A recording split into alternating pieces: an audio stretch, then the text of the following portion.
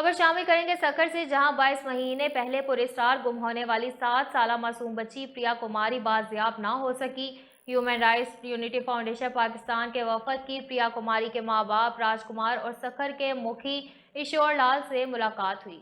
बाजियाबी के लिए तहरीक चलाने का ऐलान किया। वफद में मरकजी चेयरमैन एडवोकेट इलाही बख्श मेतलू, सीनियर वाइस चेयरमैन पर्सन आपा जुबैदा घांगरू, मरकजी ज्वाइंट सेक्रेटरी अब्दुल खालिक मंगरियो, सिंध के deputy general secretary Mohammad Ali Memon, ladies wing Sindh के सीनियर नायब सदर मैडम शहनाज मंगी, सखर डिस्ट्रिक्ट के सदर मोहम्मद यूसुफ, नाड़ीवाल मनाटी विंग के रहनुमा चंदू मिल के हमरा प्रिया कुमारी की बाजियाबी के लिए हिंदू पंचायत के साथ मिलकर मुजाहरा किया।